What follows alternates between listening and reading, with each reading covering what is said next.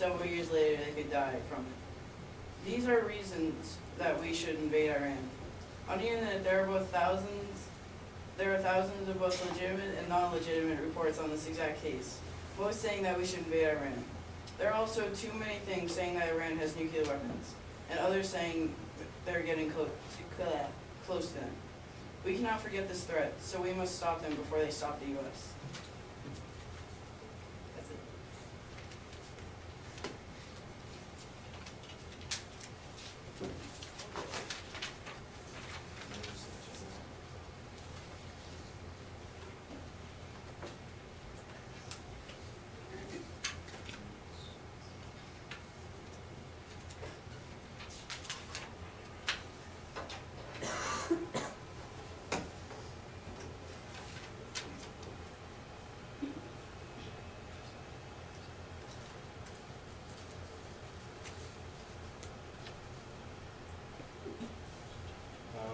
Alright. The last time the United States of America declared war on a foreign country was on June 5th, 1942, against Romania during the middle of World War II.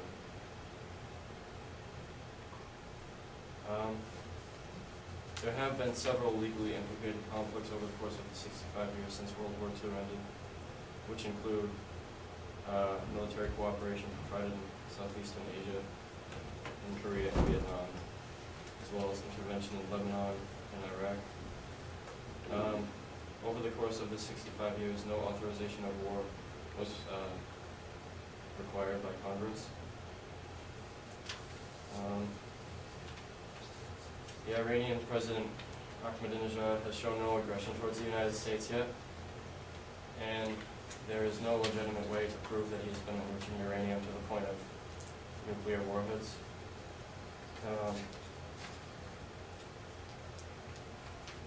The approximate cost of World War II was about $2 to $4 trillion, but that's estimated. Multiplying this cost range by the rate at which the dollar has inflated since 1945 gives you $19,709,310,718,152, which would increase the national deficit from $12 trillion to approximately $32 trillion, which would lead to probable economic collapse in our economic society. An invasion would also provoke Iran to strike the United States, and may also escalate to other countries, including China, which is an ally of Iran.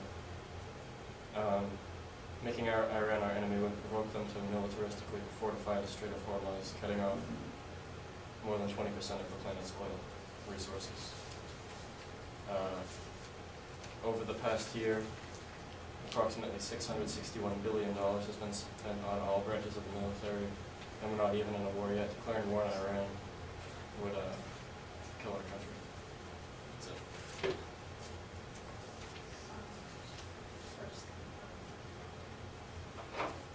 Americans need to make a move before Iranians do, because if we don't, they can attack Israel before we attack them, and they want to wipe them off from that. Then we will have no allies because they're our biggest ally right now in the world. And Iran has nuclear weapons. Like Josh said, they have them in one spot, 25 meters in the air. If they strike first, we have the power to fight back. We don't want to start a nuclear war. Sources have said that we've already declared war on Iran. I really don't believe that. If we do fight Iran, we will be put in major debt.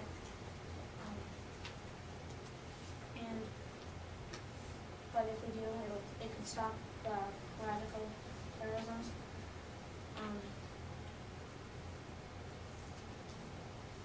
Americans don't have the money to fight, but they could nuke us and we could be in serious trouble. America does not have enough money to declare war. America is already in $12 trillion in debt and rising. A full-scale war would cost more money than an average person makes in a lifetime. And that's a lot of money.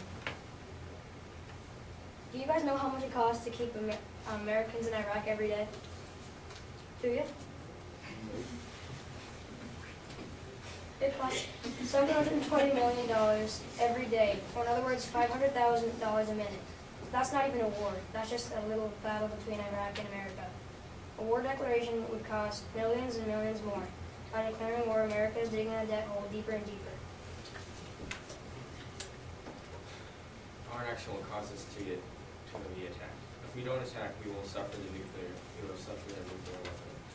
All the reasons we invaded Iraq is the same for Iran, but in greater urgency. Iran has posted an immediate threat to the United States when Iran did not. Iraq posted an immediate threat to the United States, but Iran did not. Iran could have purchased nuclear weapons from North Korea. We will suffer nuclear destruction if we do not take action immediately. But since we are playing a waiting game, they are finding different places to drop the nuclear weapons.